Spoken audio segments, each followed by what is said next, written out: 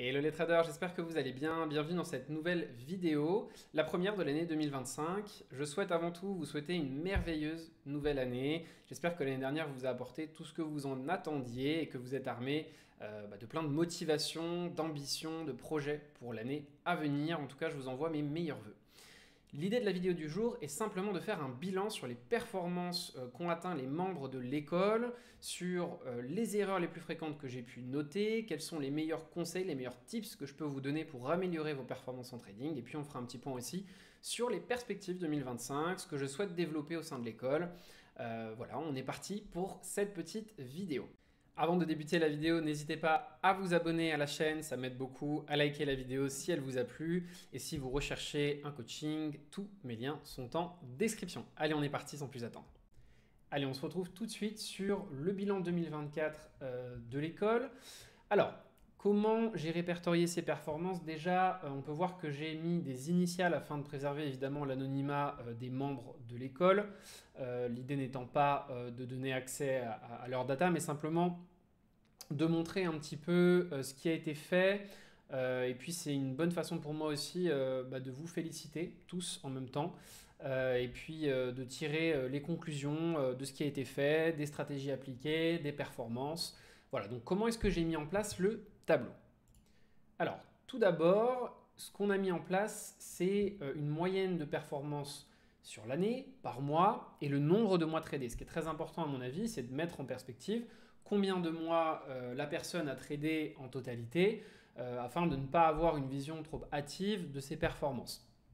Parfois on peut avoir un très bon mois, parfois on peut avoir des moins bons mois, ça peut arriver aussi. Ça n'est pas représentatif forcément de la qualité de notre trading sur l'année dans sa globalité.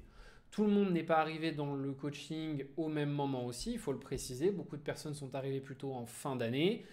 Il n'empêche que j'ai compté les statistiques à partir du moment où on suivait certains critères bien spécifiques. Puisque l'idée n'étant pas de compter des mois qui ne sont pas bien renseignés au niveau des journaux de trading. J'ai préparé quelques journaux qu'on peut aller voir après, où évidemment aussi j'ai mis sous forme d'initiales. L'idée, c'est de prendre des statistiques qui ont vraiment du sens. Donc j'ai mis ces trois critères. Il faut qu'il y ait au moins 5 trades pendant le mois qui respectent à la lettre la stratégie utilisée ou les stratégies utilisées dans le cadre du coaching. Il faut au moins que le mois ait été tradé dans l'intégralité des semaines, hein, pas seulement 3 jours d'affilée. Voilà, il faut qu'on ait participé sur tout le mois. Et il faut qu'il y ait une proportion suffisante de trades live passés dans l'intégralité des datas de l'élève pour qu'il soit compté. Il y a aussi pas mal de membres de l'école qui viennent pour des besoins spécifiques, etc. et qui ne suivent pas forcément un coaching de long terme. Donc ils ne vont pas apparaître dans ce tableau-là. Là, je me suis vraiment focalisé sur les membres les plus assidus et qui présentaient des statistiques dignes de ce nom, c'est-à-dire exploitables. Voilà tout simplement pour ma façon de récolter les datas sur ce tableau-là. Alors je fais un petit aparté, je me suis rendu compte en post-production que ma caméra cachait finalement les moyennes de résultats par étudiant et les critères de validation. Donc je vous les mets juste ici pendant quelques secondes que vous puissiez les avoir sous les yeux.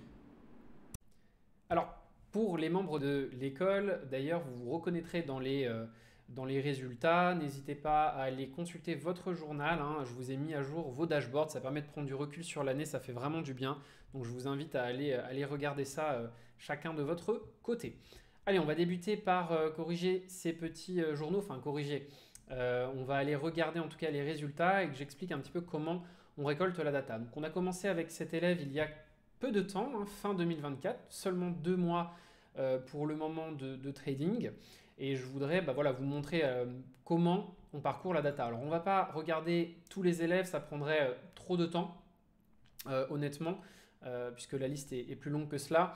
Mais on va aller regarder quelques datas et vous montrer un petit peu comment elle est récoltée. On a donc débuté en novembre ici et on a fait 11% sur le mois de novembre. Voyons voir à quoi ça ressemble sur le journal. Alors le journal ressemble donc à cela. Je ne vais pas montrer tous les trades, encore une fois, le but n'est pas là, mais simplement pour montrer comment ça se forme. Donc on peut uploader des images de nos trades, on peut voir un petit peu les résultats en direct. Tout ça, c'est fait sous forme de menu, évidemment. Donc ça, c'est quelque chose que je fournis dans le cadre du coaching.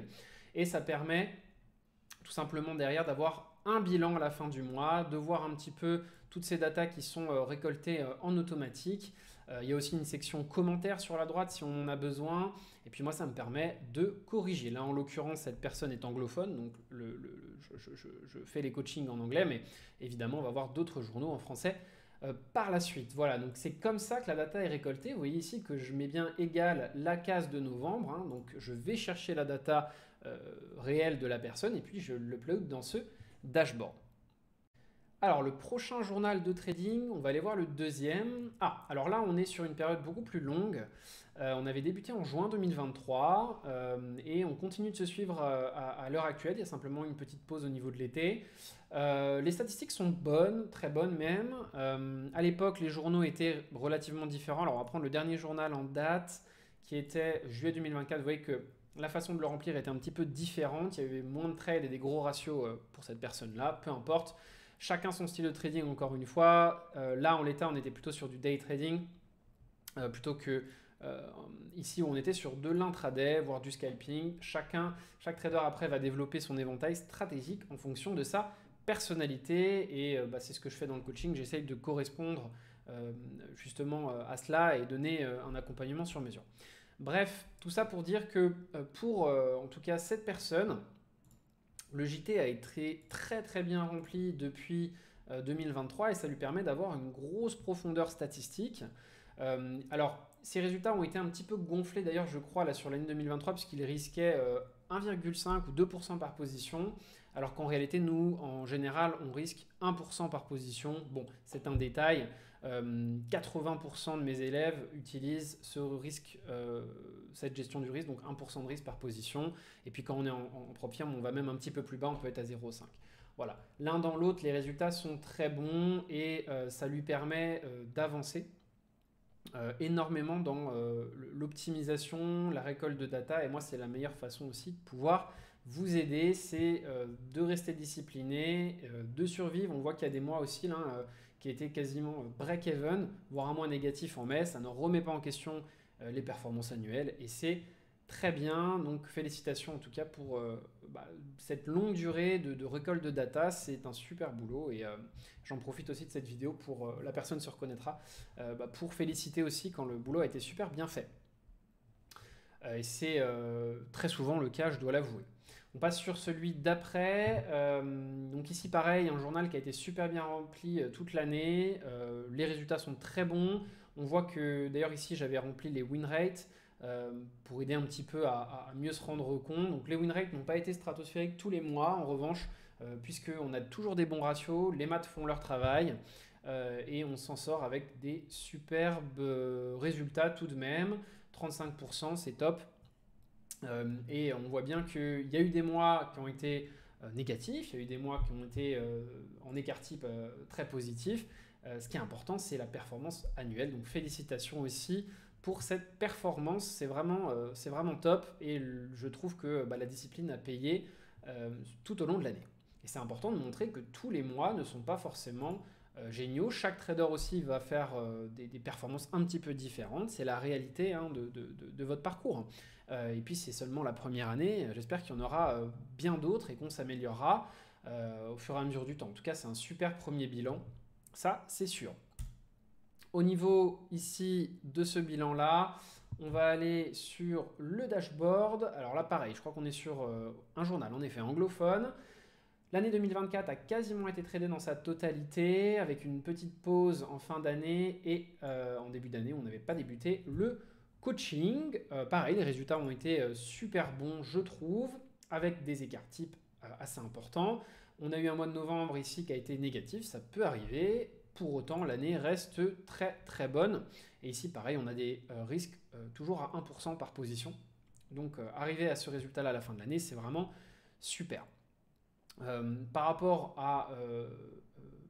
au journal de trading, pareil, à chaque fois, on peut aller prendre n'importe quel mois. On peut prendre le mois de juillet par exemple, July ici. Voilà, tous les trades sont remplis. Encore une fois, à l'époque, le journal était relativement différent. Et on a à chaque fois des photos des trades. Ça permet pour moi de le corriger et de collecter un petit peu de data. Voilà pour la présentation globale des journaux de trading. Alors, dans un second temps, je voulais vous présenter les erreurs principales que j'ai pu remarquer cette année, comment les éviter et qu'est-ce qui va faire la différence entre quelqu'un qui va, à travers mon accompagnement ou pas d'ailleurs, hein, atteindre de meilleures performances. À mon sens, l'erreur numéro 1, c'est évidemment le manque de discipline. Parfois, ce n'est pas la faute du trader, c'est parce qu'il manque d'outils de qualité. Mais le manque de discipline, ne pas remplir son journal et surtout, la discipline, ça va au-delà, c'est aussi se forcer à bien cadrer ses stratégies avec des critères d'entrée, de sortie, d'invalidation, de confirmation qui sont très clairs. Donc ça, c'est mon premier conseil. Déjà, si vous voulez bien débuter 2025, ficelez bien vos stratégies, donnez-vous une vraie discipline et qu'il n'y ait pas un seul jour qui passe sans que le journal de trading soit complété. C'est vraiment majeur. Deuxièmement, c'est de ne pas accepter qu'il y aura des périodes de drawdown. Comme vous l'avez vu ici, il y a eu des mois, alors certaines personnes ont eu quasiment tous les mois de l'année dans le vert, mais d'autres traders vont parfois expérimenter un mois, 2 mois dans le rouge. Ça peut arriver. Parfois, c'est au sein du mois, ce qu'on appelle le drawdown en equity. Vous avez un mois qui est relativement positif, mais vous allez perdre plusieurs trades d'affilée, ce qu'on appelle le drawdown en equity. Et ça peut être assez embêtant psychologiquement pour le trader. Il faut vraiment accepter que le drawdown fait partie de la vie du trader et que vos stratégies vont passer par des périodes de drawdown par la force des choses. Votre job, c'est plutôt de les encadrer et de s'assurer qu'elles ne sont pas trop longues, trop coûteuses. Mais voilà, ça fait partie de votre chemin. L'important, c'est de faire des bilans mensuels, trimestriels, voire annuels. Mais c'est vrai que quand on est devant notre écran le matin, on prend notre trade, on prend notre perte. Le lendemain matin, c'est de même et on a une semaine dans le rouge. C'est très difficile à vivre, je le conçois. Maintenant, mon meilleur conseil, si vous faites de l'intraday, faites des bilans mensuels et travaillez évidemment des stratégies sur lesquelles vous avez de la data. Moi, c'est ce que je donne dans le cadre de l'accompagnement, bien évidemment. La troisième erreur, c'est donc de changer de stratégie dès qu'on rentre dans une période de drawdown. À cause de ce comportement-là, vous n'allez jamais réussir puisque vous allez trader en permanence jusqu'au drawdown et parfois vous allez arriver au moment du drawdown et donc vous allez enchaîner les pertes et jamais profiter des belles périodes de gains que ces stratégies-là peuvent aussi donner. Maintenant, attention, si vous travaillez une stratégie et qu'elle est en drawdown pendant trop longtemps et que vous n'avez aucun recul statistique dessus, là, il faut se poser des questions. La méthodologie que je donne dans l'accompagnement, c'est déjà valider les stratégies par de la statistique et ensuite on vient évidemment les tester en démo puis en live, bien évidemment. La quatrième erreur, ce serait de ne pas être systématique dans son risk management. Ça, je le vois encore trop souvent aussi, c'est-à-dire d'entrer un petit peu au doigt mouillé au niveau du risk management, puisqu'on le sent bien, on va risquer tel montant. Même si on sait que ça ne fait pas sens mathématiquement, on est amené à le faire en doublant les positions, en ayant des comportements dangereux. Soyez très prudent sur votre risk management, c'est ce qui va vous sauver sur le long terme. Puisque si vous utilisez des bons ratios, vous n'avez pas besoin d'avoir des win rates stratosphériques. Ça, c'est super important. De même, attention à être systématique dans la gestion de vos positions. Il faut absolument que vous gériez vos positions toujours de la même manière. Si vous aviez l'habitude de passer break-even à un instant T ou de sécuriser à un instant T, continuez à le faire sur les mois qui passent, les semaines et les mois qui passent. Sinon, vous allez, sans vous en rendre compte, venir déranger vos statistiques, déranger votre plan et malheureusement, ça pourrait beaucoup entamer votre rentabilité sur le moyen et le long terme. Sur le court terme, on ne s'en rend pas vraiment compte, mais sur le long terme, c'est très important. De même, faites attention de toujours optimiser au maximum les ratios que vous pouvez aller chercher dans vos stratégies. Ça, il y a des techniques qui permettent de le faire, mais c'est évidemment majeur aussi pour pouvoir avoir aussi des mois un petit peu plus explosifs. Et enfin, dernier point, soyez systématique dans vos validations techniques. Je vois trop souvent, parce qu'on est justement dans une période de drawdown où on a eu quelques trades perdants, les validations techniques qui changent. Parce qu'on avait l'habitude de valider avec du volume, et puis là, puisqu'on n'est pas en confiance, c'était plus suffisant, on avait besoin d'un critère supplémentaire, on n'y est pas allé, ça génère donc de la frustration. On aurait dû avoir un TP et on ne l'a pas eu parce qu'on a eu peur. On n'a pas respecté nos validations techniques. Restez dans votre plan et tenez-le jusqu'au bout et sur la longue durée. Voilà, une semaine de marché n'est pas du tout représentative de ce qu'une stratégie peut donner. Alors je fais un petit aparté avant la conclusion. Je me suis rendu compte en post-production que ma caméra cachait la moyenne de résultats par étudiant depuis le début de la vidéo et les critères de validation. Donc je vous les mets ici. afin que vous puissiez les visionner et comprendre ce dont je parle dans cette conclusion. Pour conclure, je suis très très satisfait des résultats qu'on a atteints cette année. On a une moyenne de résultats par étudiant de 32%, ce qui est super. Évidemment, chacun, je le répète, chacun a son style de trading. Tout le monde n'a pas tradé toute l'année. Donc c'est une moyenne, mais on a par mois, pareil, alors je n'ai pas tiré la moyenne, mais on doit avoir une moyenne, je pense, entre 5 et 10%, ce qui est exactement ce que l'on recherche. Donc bravo à tous et toutes, évidemment. Ça me fait penser à une dernière petite erreur à éviter. J'ai trop souvent vu, notamment en début de parcours, quand on passe par une petite période de démo pour prendre la main, pour prendre confiance en soi, pour récolter de la data, le fait de dévaloriser ces statistiques qui ont été faites pendant X semaines ou X mois, suivant les profils. Voilà, donc attention, pensez à vous auto-féliciter sur le chemin. Chaque étape est importante. Ce que vous avez mis en place, ce que vous avez fait, que ce soit sur un compte live, un compte propre firme ou un compte démo, ça a de la valeur. C'est votre trading, c'est votre travail. Voilà, et ça, c'est très important à préciser. Ça me fait penser aussi qu'il y a eu beaucoup de réussite cette année sur les comptes propres firmes, en validation de comptes, tout objectif confondu, enfin toute taille de compte confondue, en payout, etc. Donc félicitations à tous par rapport à ça aussi. C'est aussi le but du coaching. Très souvent, on se donne cette première étape. Et puis pour tous ceux qui tradent en compte live, que ce soit en swing trading ou en intraday, pareil, les résultats ont été bons. Donc je suis très content. Il n'y a pas eu cette année en tout cas de personnes qui, sur un accompagnement long, voilà, ont eu des périodes de drawdown qui ont été trop longues ou qui ont atteint du coup un moment de perte sèche sur l'année. Donc j'en suis très content. Maintenant, tout le travail reste à faire évidemment, c'est votre responsabilité et moi mon rôle, je considère, c'est de vous sécuriser, de vous donner un bon cadre de travail. Voilà, en tout cas, je voulais profiter de cette vidéo encore une fois pour vous remercier de votre confiance déjà. Et aussi de votre implication, de votre discipline, de la rigueur. Voilà, ça a été vraiment une super belle année. Et cette année aussi, et cette vidéo, je la fais dans le but aussi de donner des informations à ceux qui nous regardent, qui ne font pas partie de l'école, en vous donnant un petit peu envie d'être plus discipliné, de tenir avec rigueur vos statistiques, voilà, pour pouvoir faire un vrai bilan à la fin de l'année 2025. C'est un peu le but de ma vidéo. J'espère qu'en voyant celle-ci, vous allez dire ok, je vais commencer à me cadrer cette année, bien avancer avec des objectifs clairs et concrets, et fin 2025, je pourrais faire un point avec un dashboard, avec tous mes trades, avec mon win rate, avec mes stratégies, et ça me permettra de savoir où j'en suis, est-ce que j'ai avancé, est-ce que j'ai régressé. Voilà, c'est vraiment ce que je vous souhaite pour 2025. J'ai mis à jour du coup les résultats par mois, ce sera mieux. Donc voilà, c'était ce que je disais, entre 5 et 10%, on est plutôt aux alentours de 10% avec 9,28% de performance mensuelle par étudiant.